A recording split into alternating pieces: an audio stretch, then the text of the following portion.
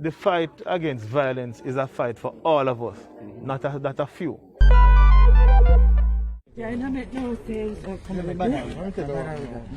Make sure they won't take my girl short from me.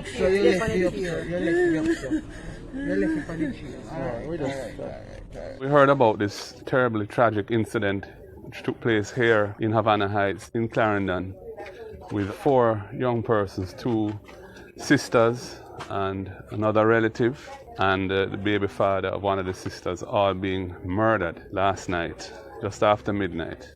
And so we decided to come, and because I touched base with the Member of Parliament, Lothan Cousins, and he encouraged me to come down and just show the family some solidarity and some support at this time of terrible grief and shock.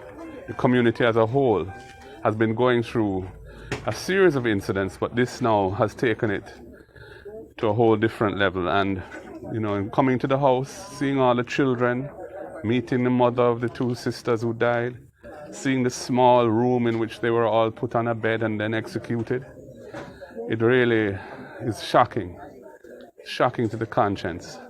The Jamaica Constabulary Force at this time, we're offering condolences to the bereaved family, and we want to let them know that we are going to be here and to reassure them that we will get to the bottom of this incident, because this incident really ought not to happen, because people are living with each other, and I do not think that dispute, whatever it is, should be settled in a way that it is so heinous. We are one family. In spite of we are law enforcement, we are here to provide security and safety for them.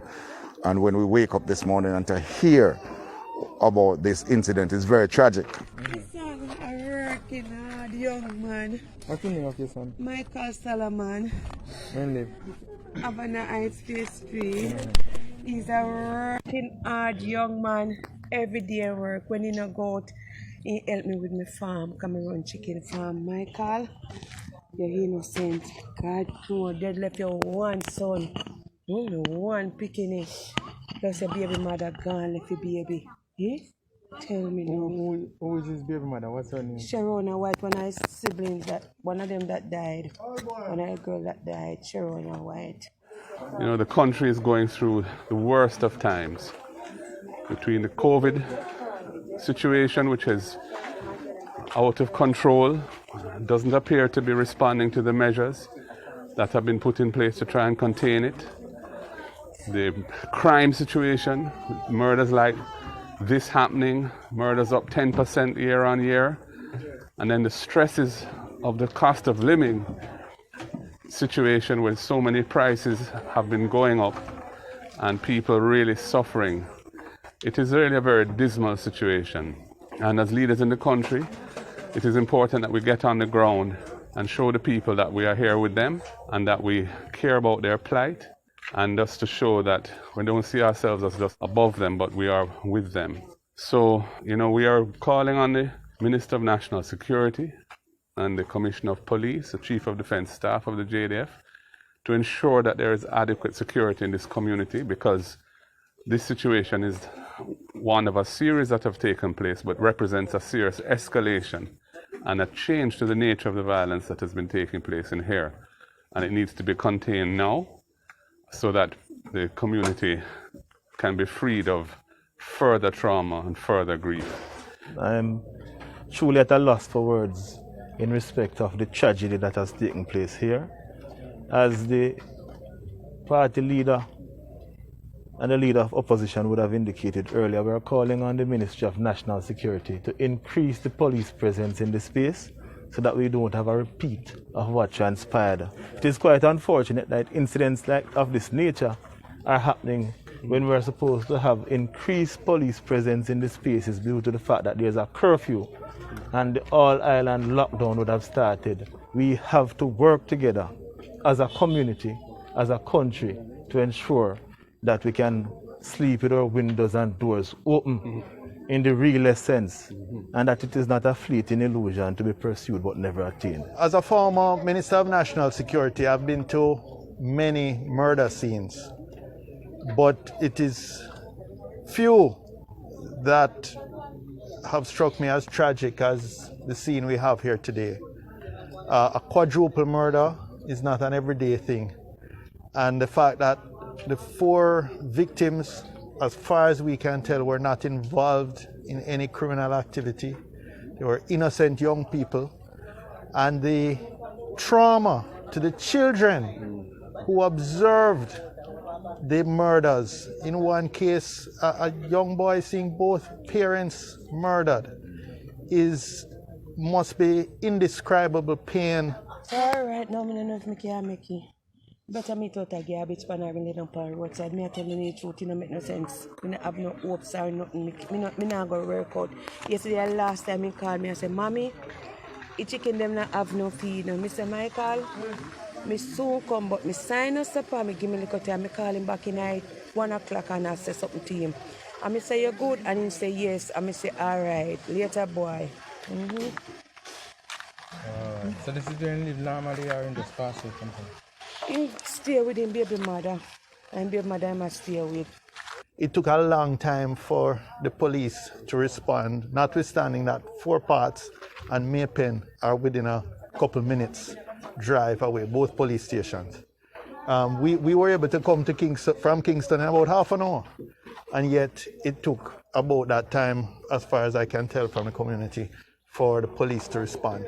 This is not good enough. We need more creativity, more initiative from the ministry and the Minister of National Security and from the security forces. Presence in this area is always heightened because even last week, Thursday, we had an operation, and we have several operations in Havana Heights because it is one of our spots that we keep monitoring. It's problematic. Even last night before the incident occurred, police officers were in here 15 minutes before. So it's not a community that is left up on its own, but we consistently give law enforcement service to the community. What we are going to be doing though is continue on that path, and we want to just use a collaborative effort with the members of the communities and stakeholders from other places to see how we can improve the service, and more mixed with law enforcement as also that community service to treat with the youths and those persons who are unemployed and so forth. So it's a multi-agency approach we want to use to treat with that, what is happening. But I can tell you, from a law enforcement perspective, we are always in this space. You have to balance crime control with crime prevention. Crime prevention requires investment in these communities, social investment. This administration has abandoned our initiatives around social investment, around partnership, around training, violence interrupters through the PMI, which will be placed in communities like this to break the cycle of reprisal and counter-reprisal. These are all things that don't necessarily cost a lot of money, but with the money spent in a targeted way and effectively, it could improve the quality of life and the safety and security of the people tremendously. 1 year after this government is in power, give them a No, grade. 1 year, 5 years. No. 1 year of the new 1 administration. year of the new administration. Grade them in terms of crime and violence. How would you grade them? Absolute failure.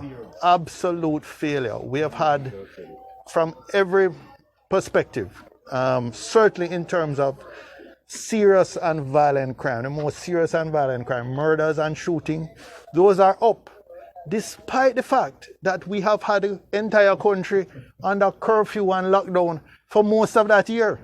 And what is even more disturbing in the long run is that the clear-up rate for murders is going in the wrong direction. Fewer and fewer perpetrators are even being identified so that they can be charged and taken off the streets. So we have seen a fall off in terms of the intelligence gathering capabilities, in terms of the investigative capabilities, and the results are what we're seeing here today. The crime situation is progressively getting worse and worse. And as the opposition leader said, we're dealing with the triple C's of crime, COVID, and the cost of living. Community policing is very important.